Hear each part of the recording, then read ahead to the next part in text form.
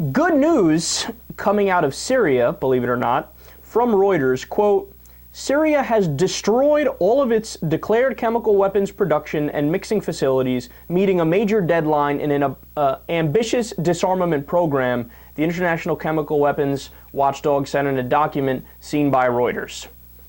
So with that being said, victory. That's it.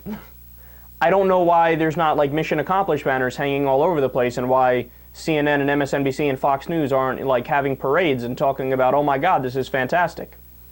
The goal of the Obama White House was to stop the Assad regime from using chemical weapons ever again. They did. Why are we not celebrating? Not only did they get them to stop, they got them to give them up, and then we destroyed them. And they did it perfectly within the time frame. And look, I told you guys about this. While the media was talking about, oh, we don't know if this is going to be a solid deal. We don't know if it's going to work out. Yeah, we're not sure. We're not sure. I was the one that told you it's all nonsense. It's all bullshit, because there were some great articles online that got largely ignored by the American media that said Assad had signed illegal UN documents, turning it over officially to the UN. So he had already done his part. That was all he had to do. Then it was on the UN to come in, take the weapons, and destroy them. And that all got accomplished.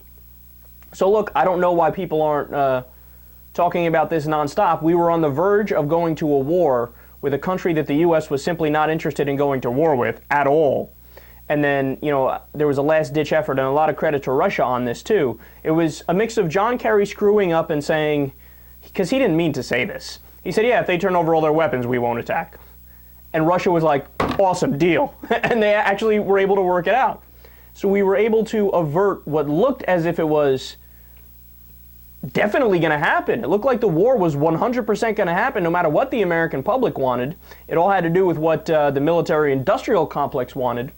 But there was a turn of events where they could put, they had such a concrete victory, and Assad did exactly what we wanted him to do, at least what the stated reason what we wanted him to do, that they didn't have a pretense to go in there anymore.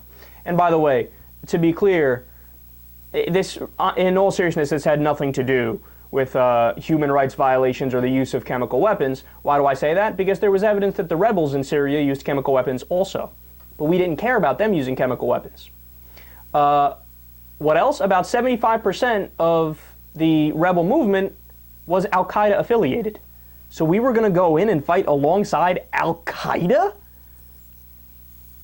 Something smells a little fishy here. So what was this really about? Well, look, it was really about geopolitical maneuvering, playing the ultimate chess game that is the Middle East. We wanted control of a vital region, and there's also a natural gas and oil pipeline that we were fighting for that would have had to go through Syria that Assad had said no to.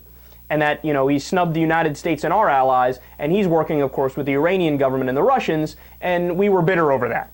We're bitter over that, just like we've been bitter at Iran since 1953, when they overthrew the dictator that we put in there.